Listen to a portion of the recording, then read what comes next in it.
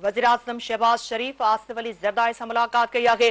वज़ीर आज़म शहबाज शरीफ सदर आसिफ अली ज़रदारी से मुलाकात कई आहे। ब्रेकिंग न्यूज़ आवाज़ सां शेयर कयूं पिया। वज़ीर आज़म शहबाज शरीफ सदर आसिफ अली ज़रदारी से मुलाकात कई आहे। मुलाकात दौरान सियासी सूरत-हाल ऐं ॿियनि मामलनि ते ॻाल्हियूं कयूं वियूं आहिनि। ज़रियनि जो चवणु आहे त वज़ीर आज़म पारां पीपीए खे हिकु भेरो ॿीहर काबीना में शामिल थियण जी दरख़्वास्त कई वई। सदर आसिफ अली ज़रदारी पारां मामले ते गौर वीचार जो वाइदो कयो वियो। अहम अपडेट्स अवां सां शेयर कयूं पिया। वज़ीर आज़म शहबाज शरीफ सदर आसिफ अली ज़रदारी सां मुलाकात कई आहे। मुलाकात दौरान सियासी सूरत-हाल ऐं ॿियनि मामलनि ते ॻाल्हियूं कयूं वियूं आहिनि। ज़रियनि जो चवणु आहे त वज़ीर आज़म शहबाज शरीफ पारां पीपीए खे हिकु भेरो ॿीहर काबीना में शामिल थियण जी दरख़्वास्त कई वई आहे। आसिफ अली ज़रदारी पारां मामले ते गौर वीचार जो वाइदो कयो वियो आहे। ही अहम अपडेट्स अवां सां शेयर कयूं पिया। इन ख़बर जा वधीक अपडेट्स मालूम करण लाइ असां राब्तो कयो आहे इस्लामाबाद में सिंध टीवी न्यूज़ के ब्यूरो चीफ शाकिर सोलंकी सां। शाकिर, वज़ीर आज़म शहबाज शरीफ आसिफ अली ज़रदारी से मुलाकात कई आहे। कहिड़ा अपडेट्स ॾींदो इन मुलाकात जा? नाज़रीन, शाकिर सोलंकी सां असांजो राब्तो कटिजी वियो आहे। जीअं ई राब्तो बहाल थींदो इन ख़बर जा वधीक अपडेट्स इन खां मालूम कंदासीं। अवां खे आगाही ॾियूं पिया।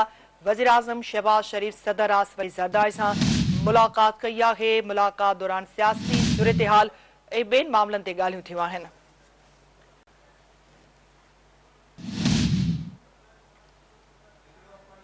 वज़ीर आज़म शहबाज शरीफ सदर आसिफ अली ज़रदारी से मुलाकात कई आहे। मुलाकात दौरान सियासी सूरत-हाल ॿियनि मामलनि ते ॻाल्हियूं कयूं वियूं आहिनि। ज़रियनि जो चवणु आहे त वज़ीर आज़म पारां पीपी खे हिकु भेरो ॿीहर काबीना में शामिल थियण जी दरख़्वास्त कई वई।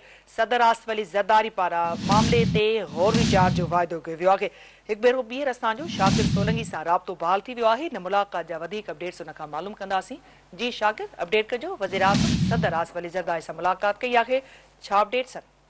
जी बिल्कुल, वज़ीर आज़म मियां शहबाज शरीफ सदर आसिफ अली ज़रदारी से मुलाकात कई है। ऐवान सदर में मुलाकात थी है। वज़ीर आज़म सां गॾु इसहाक डार, मोहसिन नकवी, अता तारड़ भी इन मुलाकात में मौजूद हुआ।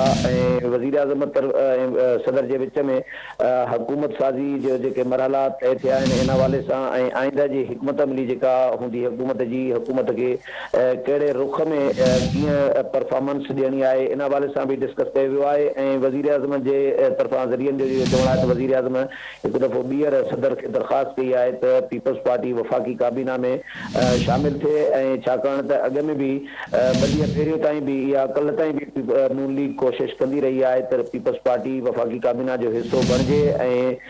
ये ख़बरूं साम्हूं आयूं त पीपल्स पार्टी इन ते गौर करे पई, पर अॼु आसिफ अली ज़रदारी खे ॿीहर रिक्वेस्ट कई वई आहे त आसिफ अली ज़रदारी उन्हनि खे यकीन ॾियारियो आहे त असां इन ते गौर कंदासीं ऐं पंहिंजे पार्टी जा जेके सीनियर अॻुवान आहिनि उन्हनि सां इन ते ज़रूरु मशवरो कंदो हुकूमत में शामिल काबीना में शामिल थियण जे हवाले सां। जी ठीकु आहे शाकिर, अपडेट करण लाइ वॾी महिरबानी।